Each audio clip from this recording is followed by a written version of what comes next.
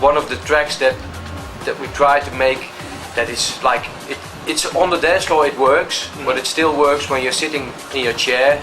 But Speed Up is one of the tracks that really worked out well to work both ways.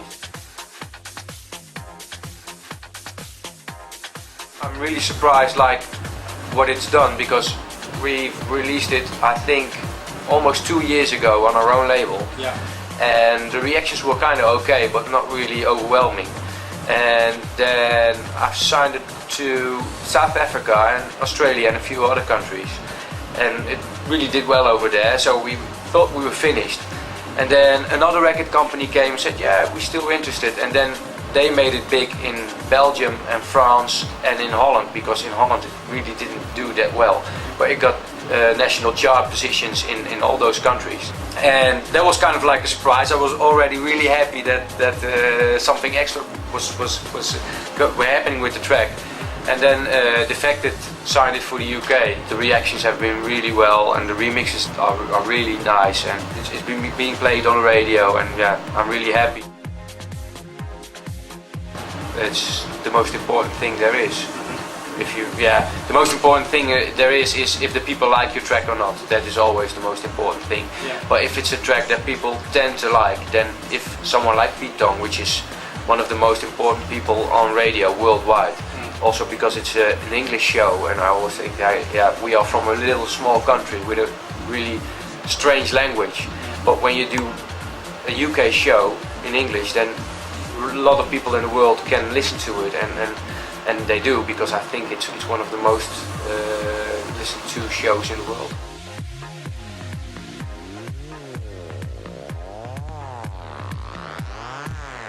I think we started it in 2004, and it's me, Fed Legrand and Raf, 3 guys just being fed up with all the labels that didn't like our music, and we're like, yeah, okay, let's start a label of our own. I was working with a record company when I started it, so I knew kind of where to begin and what to do, and the first few releases just went okay, and yeah, we kind of did okay, but not really special.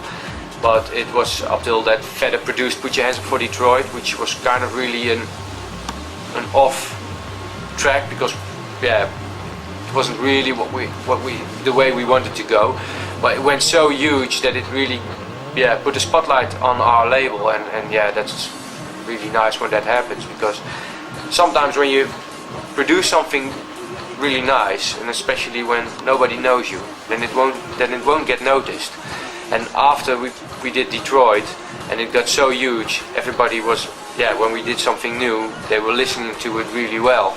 So yeah, it still depends on what you make, because if it doesn't appeal to anyone, then yeah, it's kind of dangerous as well. I always say to people, Holland is a pressure cooker, because it's really small, a lot of cities close by, so a DJ in Holland, it's not strange for us to do 2 or 3 gigs in a night every weekend when we play in Holland. And it has the advantage that trends and hypes and stuff are really noticed quickly, because yeah, you see so many different DJs play before you. You say, okay, this is a nice track, but also it gets bored really quickly, so you're bored with trends easier or faster than in the rest of the world. Timbaland, Neptunes. I really tend to admire the hip-hop producers. Right. It's really amazing to see how mature they have grown in the States with hip-hop producing, and yeah, that's kind of the goal that I've set for ourselves. For if we want to go bigger with Flamingo, it's not changing your music, but it's just changing a way of thinking, because they are so evolved in producing, and it doesn't really matter what kind of style, because I can appreciate rock music and hip-hop music and all different styles, but you always notice when people are really into it and really put a lot of time and effort in it. Yeah, it's kind of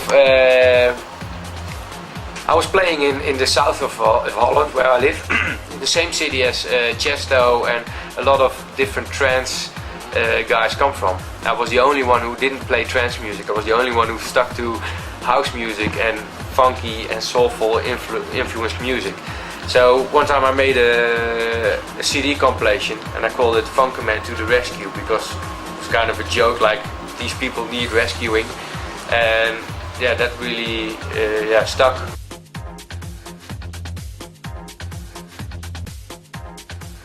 I'm really working hard on a lot of different tracks.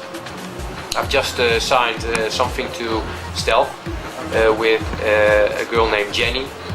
We've released something at Stealth 2 years ago, and so they had an option, so we did that, and I'm really working on a follow-up for Speed Up.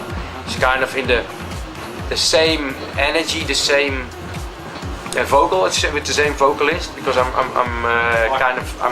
same. But we try to do something different, because I don't want to be stuck to one kind of sound and one kind of. Yeah, I always want to do something different, and maybe some people are like, yeah, okay, we don't like it, but I'm always like, if someone does 3-4 times in a row the same trick, yeah, I get bored with it. I look up to Madonna, you know. It's not my kind of music, but every 5 years she reinvents her kind of music, and yeah, for me that's better than doing the same thing over and over again.